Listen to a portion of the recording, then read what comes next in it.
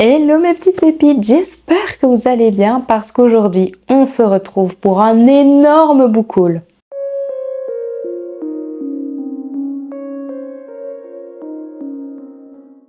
J'ai acheté plus ou moins 25 livres, je crois que le nombre exact c'est 23. Mais voilà, pour faire un petit peu un arrondi, j'en ai plus ou moins 25. Ça faisait clairement 3 mois que j'avais plus acheté de livres, enfin 3 ou 4 mois en tout cas depuis que on a commencé à faire le déménagement et que j'ai déménagé, j'avais plus vraiment acheté de livres. Et là, clairement, je me suis fait plaisir parce que l'automne, je trouve que c'est une des meilleures saisons au niveau des lectures.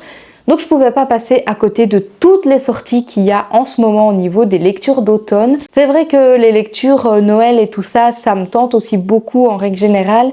Mais l'automne, c'est clairement une saison que j'adore au niveau des lectures parce que c'est des lectures cosy, sans prise de tête.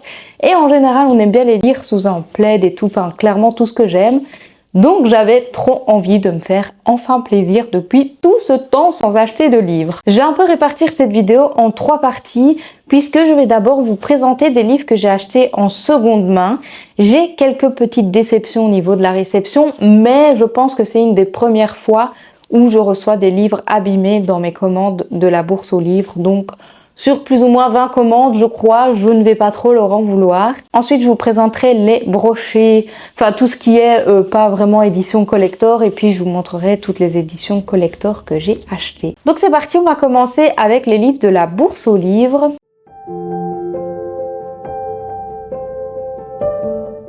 Le premier que j'ai acheté, c'est un classique dans la littérature et ça faisait vraiment très longtemps que je voulais commencer cette saga puisque c'est une saga de Sarah J. Maas, donc c'est celle qui a écrit ACOTAR. Et comme j'ai terminé la saga ACOTAR, j'avais envie de commencer une autre de ces sagas. Et je sais que ces sagas, faut plus ou moins les lire dans l'ordre puisqu'elles parlent plus ou moins tout le temps du même univers, que apparemment elles parlent de ces autres sagas dans ces tomes. Maintenant, ce n'est pas un problème si on les lit pas dans l'ordre, mais c'est vrai que comme j'aime bien faire les choses correctement, je me suis dit qu'après ACOTAR, je pouvais enfin commencer cette saga. Et donc, il s'agit de Kéliana. C'est les anciennes versions parce que ils ont refait toutes les nouvelles éditions, etc. Mais clairement, moi, je préférais les anciennes. Donc, pour une fois, je me suis tournée vers les anciennes versions. Et je pense qu'il m'a vraiment pas coûté cher, ça devait être 3-4 € pour un brochet, donc clairement j'ai sauté dessus, surtout que sur plusieurs sites, que ce soit des librairies ou Amazon ou quoi que ce soit, ils sont rarement disponibles, en tout cas ces éditions-là sont de plus en plus rares. Donc dès que j'ai vu qu'il n'était pas très cher, j'avoue que j'ai sauté dessus. À 18 ans, Kéliana est l'assassineuse la plus célèbre de son pays ou de sa ville. Sa réputation a attiré l'attention du prince d'Orient qui lui propose de lui rendre sa liberté. Pour cela, elle va devoir participer à un tournoi contre les voleurs et les assassins les plus réputés du royaume. Le vainqueur sera sacré champion du roi et il sera donc à son service. Pour Kéliana, perdre n'est absolument pas une option. Mais quand un de ses compagnons est tué et qu'il y en a également un autre, elle se rend compte que l'enjeu de ce tournoi est tout autre que ce qu'on lui avait expliqué à la base. Donc voilà, vraiment clairement, je sais que c'est une saga qui fait beaucoup parler d'elle. Il y a beaucoup de tomes par contre, je dirais qu'il y en a 11, 12 maintenant, quelque chose comme ça. Mais bon, je dis c'est pas des livres très gros, mais c'est parce que c'est le tome 1. Je sais que les prochains tomes sont énormes, mais bref, j'avais trop hâte de commencer cette saga. Donc je l'ai enfin en ma possession, enfin en tout cas le tome 1. Ensuite, un livre que j'avais clairement envie depuis au moins 2 ans, je pense, c'est King of Scots. Donc c'est un livre sur l'Écosse, clairement, et comme on est en automne, c'est la saison parfaite pour avoir des lectures sur l'Écosse. On va suivre une jeune pâtissière qui rejoint la brigade pâtisserie royale. Elle a habité longtemps à Los Angeles, mais ses origines écossaises sont très importantes pour elle parce qu'elle a été élevée par le roi sur l'île de Skye et donc une fois qu'elle va être du coup dans ce fameux château, elle va retrouver ce roi qui va essayer de profiter de sa place de roi clairement, mais elle va pas se laisser faire et donc je suppose qu'on va suivre, pas vraiment Enemies to Lovers, mais en tout cas que la jeune fille va avoir un sacré caractère, bref, tout ce qu'il me faut. Je pense que le tome 2 va sortir bientôt, donc c'est pour une fois une bonne chose que j'ai pas commencé directement à lire ce tome parce que du coup il aurait fallu attendre très longtemps avant de pouvoir lire la suite. Donc je suis quand même plutôt contente d'avoir attendu tout ça. Ensuite, une saga qui est également connue en ce moment, c'est Addicted to You. J'en entends beaucoup parler. Je sais qu'il y a beaucoup de trigger warning dessus. Là, de nouveau, il était en seconde main. Et comme je sais pas trop si j'allais apprécier ou pas la saga, je me suis dit que c'était plutôt pas mal de l'acheter en seconde main. Comme ça, c'est un test. Et voilà, si j'aime pas la saga, au moins je suis pas trop déçue de l'avoir payé 3-4 euros. Je sais qu'il y a une histoire où ils font semblant d'être en couple, mais je sais aussi que ça aborde des sujets super compliqués. Maintenant, j'ai pas trop envie de me replonger dans le résumé parce que j'aime toujours bien découvrir de moi-même ce qui se passe dans les livres. Donc voilà, je vais pas vous faire un résumé détaillé de cette saga, mais on en entend beaucoup parler ces derniers temps, donc je pense que tout le monde à peu près doit connaître un petit peu de quoi ça parle. Donc voilà, très contente de l'avoir trouvé en seconde main aussi. Ensuite, j'ai pris beaucoup de poches qui étaient à genre 1 euro, 1,50 €. Et le premier livre que j'ai pris, c'est l'histoire du Japon des origines à nos jours. Comme vous le savez, je suis partie au Japon il y a du coup plus d'1 an. Non, en fait ça fait 1 an tout pile parce que je pense que là, à l'heure où je vous parle, on devait être au Japon l'année passée. Donc voilà, j'avais clairement envie de me plonger un petit peu dans toute l'histoire du Japon. Maintenant, c'est très vaste, l'histoire du Japon. Il y a énormément de choses à aborder, mais du coup, je me disais que c'était pas mal de commencer par un petit livre qui résume quand même tout et de me spécifier petit à petit dans tout ce qu'il y a à connaître sur le Japon. Il est arrivé un tout petit peu avec les pages pliées. On le voit quand même ici, mais en le mettant en dessous de tous mes autres livres, ça a quand même plutôt bien repris sa forme, donc ça va, c'est assez cool. Et je pense que c'est plutôt dans l'emballage qu'il a été abîmé plutôt que le livre en lui-même qu'il était. Ensuite, j'ai acheté 2 Colleen Hoover qui étaient vraiment pas chers du tout. Donc il y a À première vue et November Night, c'est comme ça qu'on dit en anglais. 9 novembre, quoi. Colleen Hoover, j'ai clairement envie de faire toute la collection de ces livres. J'en ai quand même pas mal pour le moment. Et donc, je m'étais dit que c'est des livres super faciles à lire, des tout petits livres. Et donc, c'est plutôt chouette en 2 grosses lectures de se pencher sur ces romans. Maintenant, c'est toujours des sujets très délicats qui sont abordés. Donc, voilà, à voir un petit peu ce que ça va donner. Et dans ce livre, je pense qu'on suit un couple qui s'est rencontré le 9 novembre et tous les ans, ils se donnent rendez-vous à cette date-là pour essayer de faire revivre leur amour qu'ils ont eu ce fameux 9 novembre et apparemment ils se passent tous différemment les uns des autres. Je ne sais pas trop les détails, mais bref, c'est Colleen Hoover, donc ça me fait pas peur. Je sais que j'aimerais absolument tous ces romans, donc voilà. Ici, on va suivre 2 personnages qui sont un petit peu torturés. Je sais que la fille, elle aime bien collectionner des choses qui ne lui appartiennent pas, donc voler des trophées qu'elle a jamais gagnés, etc. Et c'est comme ça qu'elle va rencontrer un mec. Et ce fameux mec, il a une vie un peu spécial. Genre ses parents sont séparés mais ils vivent encore sous le même toit et dans une église abandonnée ou un truc du style. Voilà, c'est un peu tout ce que je me souviens du résumé, mais ça a l'air assez... ça a l'air en tout cas plus délicat que celui-ci à lire. Mais je sais qu'avec Colleen Hoover, c'est toujours des sujets un petit peu délicats qui sont abordés. Donc à découvrir, j'ai trop hâte de les lire et j'aime bien quand mes collections d'auteurs commencent à être aussi étoffées que celle-là. Je pense que le seul auteur où j'ai tous ces livres, c'est Marc Lévy et encore il m'en manque 1 ou 2. C'est une de ces sagas, là, une de ces dernières sagas qui est sortie, que j'ai pas encore tous les tomes.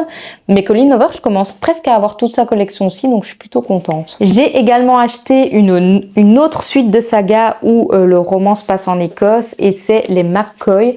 Par contre, regardez-moi la brique, quoi. Je me souvenais pas que le tome 1 était aussi énorme. Je crois pas qu'il faisait 700 pages. Je sais pas. Bon, ici, le roman, il est quand même un peu sale. Mais bon, on va pas se plaindre plus que ça, en payant 1,50 €. Je trouve qu'il est plutôt ok. Ne me demandez pas de vous raconter l'histoire du tome 1. C'est hyper compliqué, je trouve, au niveau des détails, etc. Je sais juste que ça se passe en Écosse, qu'il y a une jeune fille qui a été en Écosse et qui a découvert l'existence du clan McCoy, en fait, je crois.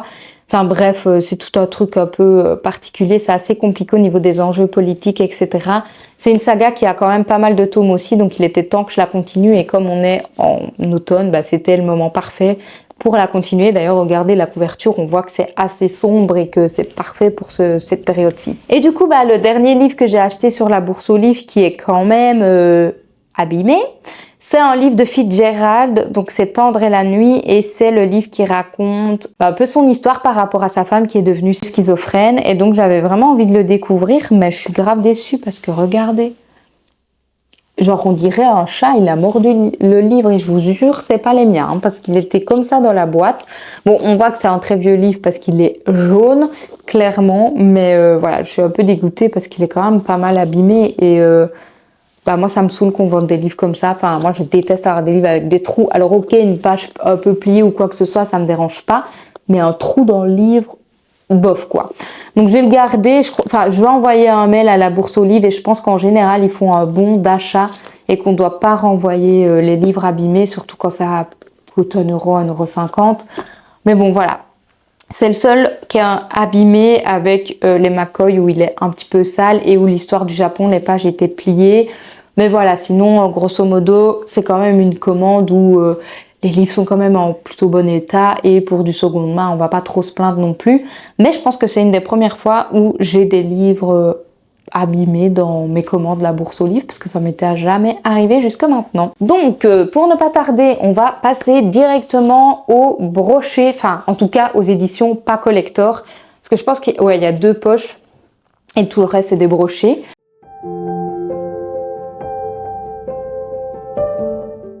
Donc j'ai commencé avec les poches, j'ai de nouveau acheté une suite de sagas. Je suis à fond pour essayer de réussir un maximum mon objectif, qui est de finir le max de sagas possible cette fin d'année. Même si je sais que j'en ai pas fini beaucoup, au moins j'avance dans mes sagas et c'est déjà une très bonne chose. Donc du coup j'ai acheté Les 7 sœurs, la sœur à la perle, donc c'est le tome 4, et j'adore cette saga. Enfin vraiment c'est une saga que j'affectionne particulièrement. Je crois que ça va être un peu asiatique hein, quand on voit la couverture. J'ai même pas lu le résumé tellement j'adore la saga. Je sais juste qu'on va suivre Sissi, donc c'est la sœur qui est super proche de Star, qui est dans le tome 3. Et en fait à la fin du tome 3, Sissi disparaît, et c'est totalement inhabituel venant de sa part, parce qu'elle aime toujours avoir la première place, elle aime que tout le monde s'intéresse à elle, etc. Et là, du jour au lendemain, elle part sans laisser de nouvelles. Et donc, du coup, ça m'avait un peu intriguée. Donc, j'avais envie de la découvrir, parce que c'est vrai que dans les autres tomes, elle me saoule un peu. Mais ici, j'avais grave envie de découvrir son histoire, parce que je trouve que, voilà, la façon dont elle est partie à la fin du tome 3, c'était assez intriguant. Donc, il n'y a plus qu'à lire. Et c'est des sagas, enfin, c'est des tomes qui sont très volumineux, qui sont très denses, on va dire, parce qu'il y a quand même pas mal de choses qui sont abordées en général dans ces livres, mais en tout cas je les adore, donc je fonce tête baissée dans cette saga clairement. Ensuite j'ai acheté En équilibre de Morgane Moncomble. Je sais même plus de quoi ça parle, mais je crois que ça parle de des personnes qui sont un petit peu plus costauds, si je peux dire ça comme ça. Donc je trouvais ça assez intéressant. De nouveau, Morgane Moncomble, elle fait des livres qui se lisent assez rapidement, donc c'est toujours chouette, surtout pour quand je prends le train, ne pas me trimballer avec des livres qui pèsent 3 tonnes. Donc voilà, je me suis dit que ça faisait un moment qu'il était dans mon petit panier, et il était grave temps que je l'achète. Et en fait, je l'ai vu en librairie et je me suis dit, c'est le moment de l'acheter. Il est là, il est dans mon panier depuis au moins 3 ans, donc let's go, je l'achète. Donc voilà. Ensuite, on entre dans presque... Mais je crois que c'est que des lectures d'automne, hein, tous les autres livres que je vais vous présenter. J'en ai un paquet, et je pense que ça fait aussi... je pense que je vais vous reciter des livres que j'avais cités dans ma vidéo de ma pile à lire, où j'avais en même temps cité les livres que j'aimerais acheter. J'en ai acheté pas mal, mais j'ai pas acheté que ceux-là en fait. J'ai un petit peu acheté plus que ce que j'avais prévu. Le premier, il fait beaucoup parler de lui, puisqu'il s'agit de La petite boutique de sortilèges. Il est trop beau. Et en plus, on a un beau petit jaspage avec des petits pots de confiture. Enfin, ça a l'air tout doux, tout mignon. J'adore. On va suivre Kiella, qui travaille à la grande bibliothèque, et c'est une grande timide, donc ça lui permet de vivre un petit peu en retrait de tout le monde. Mais un jour, sa bibliothèque part en fumée, et donc à l'aide d'une plante qui est sa meilleure compagnie, on va dire, ils essayent de sauver le maximum de livres possible, et elle décide de partir très loin sur une terre, mais pas n'importe laquelle, puisque c'est une île là où elle a grandi et où elle a passé son enfance. Donc là-bas, elle espère passer inaperçue. Elle se rend compte que l'île est dans un triste état et qu'elle ne l'avait jamais vue comme ça, et qu'en même temps, elle a un voisin qui est plutôt séduisant. Elle va trouver une solution pour redonner vie à cette île, et elle va ouvrir une boutique de sortilèges, tout simplement. Donc ça a l'air trop cool, parfait pour la saison. Je pense que c'est un one shot. J'ai entendu dire qu'il y aurait peut-être pas une suite de sagas, mais des tomes un peu compagnons comme ça. Je sais pas trop si ça va se faire ou pas, mais le livre me tentait trop, surtout pour cette période. Donc il est grand temps que je le lise. Ensuite, le prochain roman que j'ai acheté, c'est Un automne à Floendal ou un truc comme ça. Je sais pas trop comment se prononce le nom de la ville, mais il fait grave automne. Ça m'a l'air... Est-ce que c'est un auto-édité? Je sais même pas, vous voyez.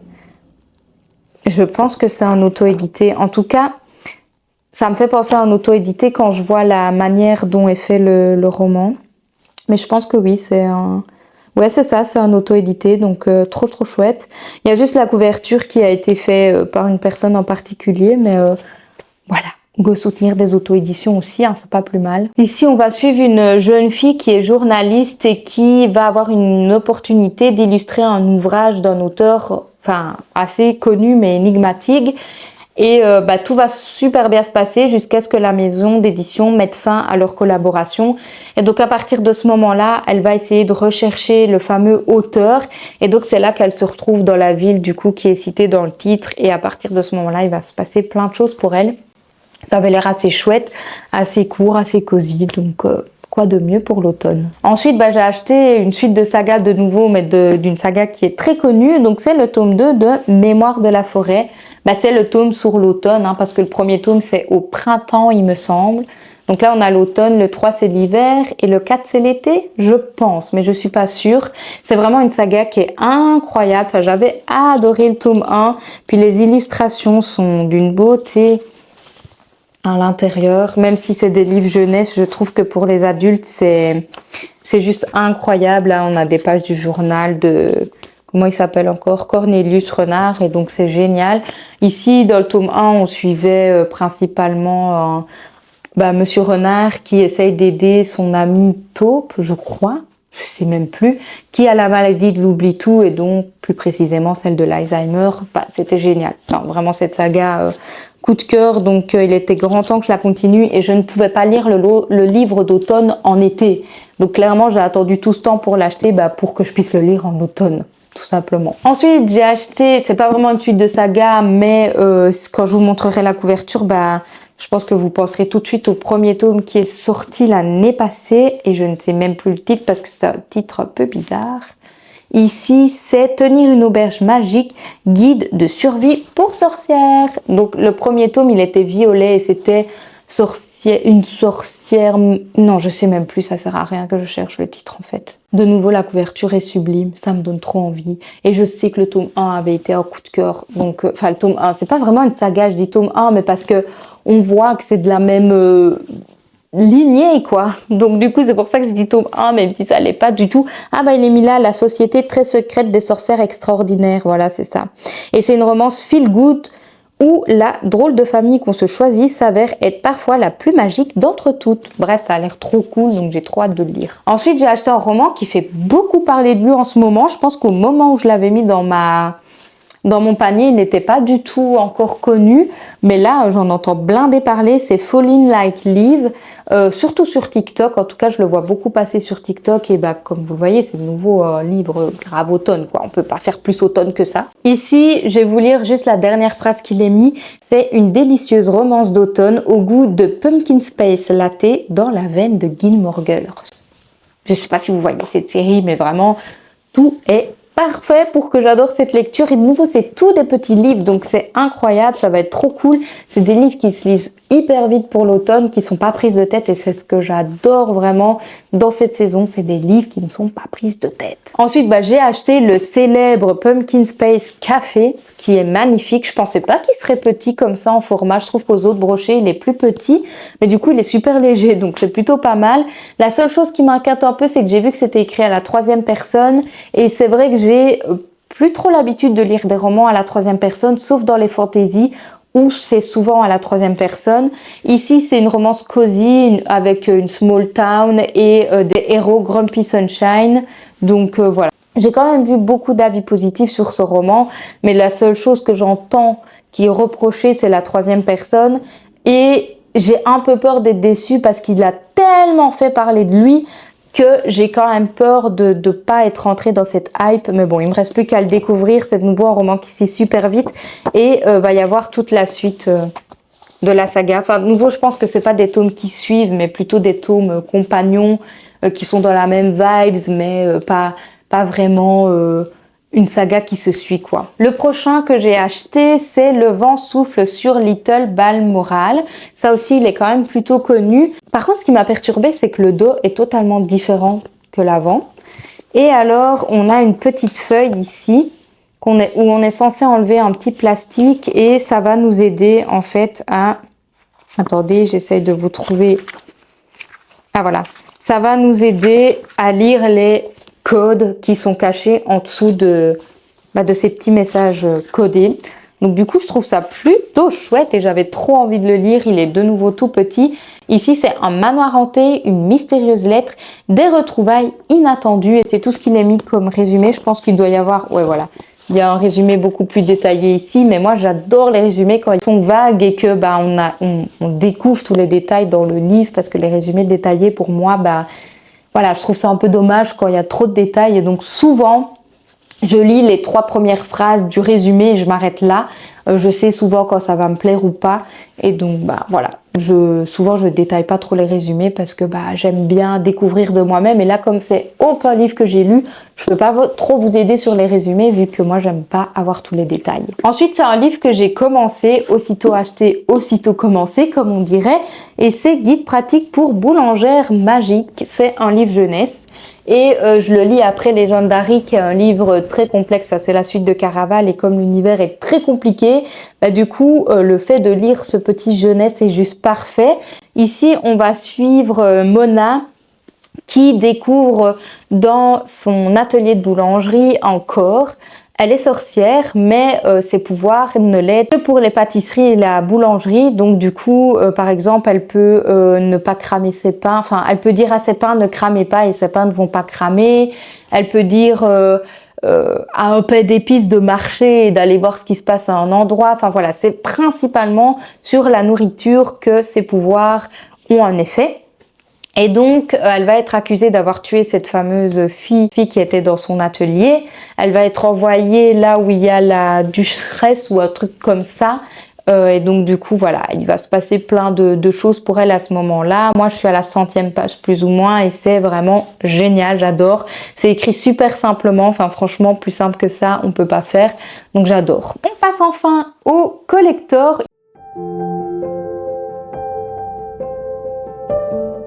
Il y en a même un que j'ai pas déballé, donc je vais le faire tout de suite. Et en fait, je me demande si c'est un broché ou si c'est un relié, je sais même pas. Mais je crois que c'est la version brochée, j'en sais rien. Ouais, je crois que c'est même un broché. Donc ouais, c'est un broché comme vous le voyez, mais il a quand même un magnifique jaspage. Et donc le titre c'est La bibliothèque de la reine sorcière. Ça c'est une saga. Mais comme ça parlait de bibliothèque et que souvent pour moi bibliothèque égale automne égale cosy, je me suis dit que c'était l'occasion de le commander. Et en plus de ça, ça fait longtemps que je le vois passer sur les réseaux et que je me lançais pas tout de suite dedans parce que j'attendais vraiment d'être à cette période-ci pour le lire. Donc j'ai trop hâte parce qu'en plus, Corrigan en général, ils font des romans qui sont juste géniaux. Donc voilà, j'ai qu'une hâte, c'est me lancer dans cette merveilleuse lecture et en plus la beauté du livre. Mais bon, ça, Corrigan, ils font toujours des romans qui sont incroyablement beaux.